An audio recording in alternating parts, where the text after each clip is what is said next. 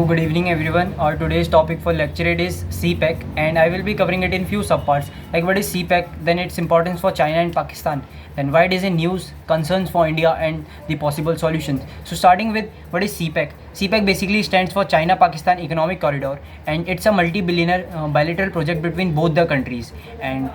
it is a long 3000 kilometer route or the corridor which will be connected by various infrastructure projects like the network of highways, network of railways as well as the gas pipelines, and also connected by various energy projects as well as the industrial economic corridors, and it will be connecting the China's northwest Xinjiang region to the Pakistan's Gwadar port in the Balochistan province, and its estimated cost is around 62 billion US dollars. Now let's talk about its importance for China and Pakistan.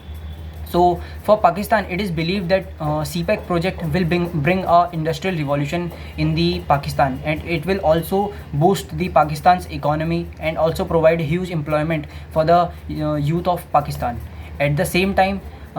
for the China, its importance is very much greater than the Pakistan as well, because the CPEC project comes under the China's ambitious Belt and Road Initiative that was launched in 2013, aim to connect the China with the land route with all the sea routes, and it will also serve as a direct bridge between the Gulf nations, the African nations, and the Arabian Sea or the Indian Ocean for the China, as right now China is doing most of its trade from the Strait of Malacca or the Indian Ocean below. But after the completion of this project, it will be directly able to do its trade from the China to the Arabian Sea, and from there to the Strait of Hormuz and other parts of the world. So now let's talk about the recent developments of why it is in news. So recently the newly elected Prime Minister of Pakistan, that the Shehbaz Sharif, has announced that they want to make CPEC a tri-party agreement by connecting Turkey with it also. But at the same time, Pakistan is facing a huge economic loss because of its too many debts taken or the loans which were taken earlier from China and the other countries, and also there has been various terrorist attacks recorded on the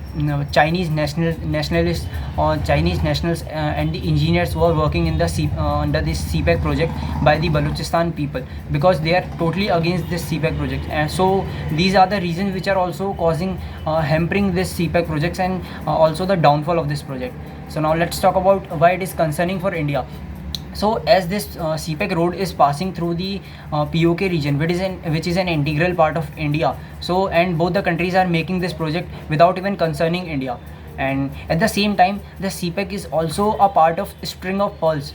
under which China is continuously trying to surround India from all the north, east, west and south corners, and CPEC will be surrounding India from its northern borders, and also during the time of a two-front war which can be possible in future. So China will be able to provide military equipments and the various other things to China by to Pakistan by this road, using this road.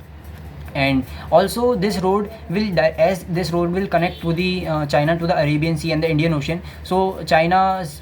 growing dominance in the Indian Ocean or the Indo-Pacific region will also increase. Now let's talk about the possible solutions or the way forward. So what India can do this to hamper this project. India can start supporting the Balochistan people secretly, as the same way the Pakistan is doing in the Kashmir. So by this the project will not be completed in the future as well, and at the same time India can work along with the G7 countries under their ambitious project, that is B3W, the Build Back Better World, and which can easily replace the Belt and Road Initiative of